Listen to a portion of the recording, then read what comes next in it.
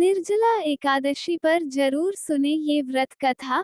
मिलेगा पूरे साल की एकादशियों के बराबर पुण्य।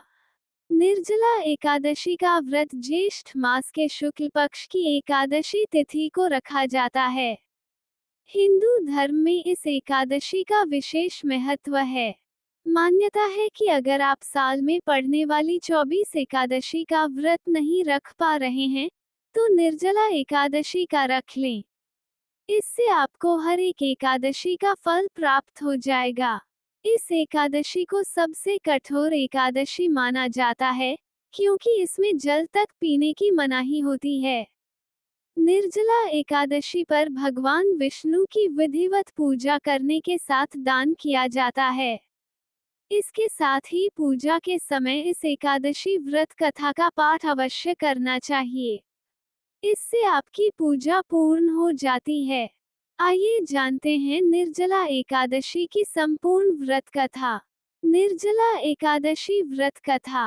निर्जला एकादशी के महत्व के बारे में स्वयं भगवान कृष्ण ने युधिष्ठिर को बताया है।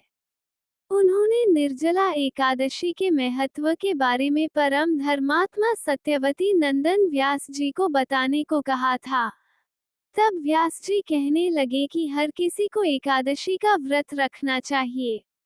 इसके साथ ही एकादशी की दोनों पक्षों में भोजन नहीं करना चाहिए। इसके बाद द्वादशी को स्नान पूजा करने के बाद ही भोजन ग्रहण करना चाहिए। तब भीमसेन व्यास जी से कहने लगे कि हे पितामह, भ्राता युधिष्ठिर, माता कुंती, द्रौपदी, अर्जुन, नकुल, सहदेव आदि एकादशी को भोजन नहीं करते हैं और मुझे भी ऐसा करने के लिए कहते हैं। लेकिन मेरे लिए भूख सहना मुश्किल है। मैं भगवान की शक्ति पूजा करने के साथ दान देता हूँ, लेकिन भोजन के बिना नहीं रह सकता। इस पर व्यास जी कहते हैं कि हे भीमसेन, यदि तुम नरक को बुरा और स्वर्ग को अच्छा समझते हो तो प्रति मास की दोनों एकादशियों के दोनों पक्षों में तुम अन्न मत खाया करो। भीमसेन कहने लगे कि हे पितामह, मैं तो पहले ही कह चुका हूँ कि मैं भूख सहन नहीं कर सकता। अगर साल भर में कोई एक ही व्रत पड़ता हो, मैं रख सकता हूँ, क्योंकि मेरे पेट में वृक नाम वाली अग्नि है। इसलिए मैं भोजन किए बिना नहीं रह सकता। भोजन करने से वह शांत रहती है, इसलिए पूरा उपवास तो क्या एक समय भी बिना भोजन किए रहना कठिन है। अतः आप मुझे कोई ऐसा व्रत बताइए जो साल में केवल एक बार ही करना पड़े और मुझे स्वर्ग की प्राप्ति हो जाए। इसके साथ ही जीवन में कल्याण ही कल्याण हो। इस बात पर श्री व्यास जी कहने लगे कि हे पुत्र, बड़े बड़े ऋषियों ने बहुत शास्त्र आदि बनाए हैं जिनसे बिना धन के थोड़े परिश्रम से ही स्वर्ग की प्राप्ति हो सकती है। इसी प्रकार शास्त्रों में दोनों पक्षों की एकादशी का व्रत मुक्ति के लिए रखा जाता है। व्यास जी के वचन सुनकर भीमसेन नरक में जाने के नाम से भयभीत हो गए और कांपकर कहने लगे कि अब क्या करूं? मास में 2 व्रत तो मैं कर नहीं सकता, हाँ वर्ष में एक व्रत करने का प्रयत्न अवश्य कर सकता हूँ। अतः वर्ष में एक दिन व्रत करने से यदि मेरी मुक्ति हो जाए तो ऐसा कोई व्रत बताइए। ये सुनकर व्यास जी कहने लगे कि वृषभ और मिथुन की संक्रांति के बीच ज्येष्ठ मास के शुक्ल पक्ष की जो एकादशी आती है, उसका नाम निर्जला है। तुम उस एकादशी का व्रत करो। इस एकादशी के व्रत में स्नान और आचमन के सिवा जल वर्जित है। आचमन में 6 मासे से अधिक जल नहीं होना चाहिए, अन्यथा वह मद्यपान के सदृश हो जाता है। इस दिन भोजन नहीं करना चाहिए, क्योंकि भोजन करने से व्रत नष्ट हो जाता है। यदि एकादशी को सूर्योदय से लेकर द्वादशी के सूर्योदय तक जल ग्रहण न करे तो उसे सारी एकादशियों के व्रत का फल प्राप्त होता है। द्वादशी को सूर्योदय से पहले उठकर स्नान आदि करके ब्राह्मणों का दान आदि देना चाहिए। इसके पश्चात भूखे और सत्पात्र ब्राह्मण को भोजन कराकर फिर आप भोजन कर लेना चाहिए। इसका फल पूरे एक वर्ष की संपूर्ण एकादशियों के बराबर होता है। व्यास जी कहने लगे कि हे भीमसेन, यह मुझको स्वयं भगवान ने बताया है। इस एकादशी का पुण्य समस्त तीर्थों और दानों से अधिक है। केवल एक दिन मनुष्य निर्जला रहने से पापों से मुक्त हो जाता है।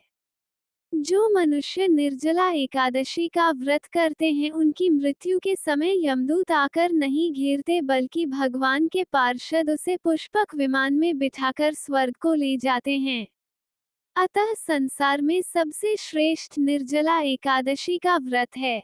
इसलिए यत्न के साथ इस व्रत को करना चाहिए। उस दिन ओम नमो भगवते वासुदेवाय मंत्र का उच्चारण करना चाहिए और गोदान करना चाहिए। इस प्रकार व्यास जी की आज्ञानुसार भीमसेन ने इस व्रत को किया। इसलिए इस एकादशी को भीमसेनी या पांडव एकादशी भी कहते हैं। निर्जला व्रत करने से पूर्व भगवान से प्रार्थना करें कि हे भगवान, आज मैं निर्जला व्रत करता हूँ, दूसरे दिन भोजन करूँगा। मैं इस व्रत को श्रद्धापूर्वक करूँगा, अतः आपकी कृपा से मेरे सब पाप नष्ट हो जाएं।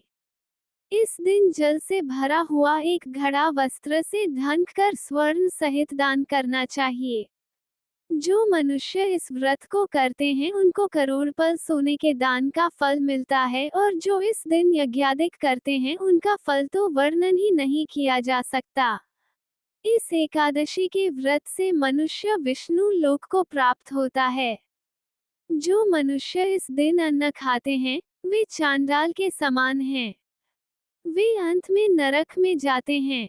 जिसने निर्जला एकादशी का व्रत किया है वह चाहे ब्रह्म हत्यारा हो, मद्यपान करता हो, चोरी की हो या गुरु के साथ द्वेष किया हो मगर इस व्रत के प्रभाव से स्वर्ग जाता है।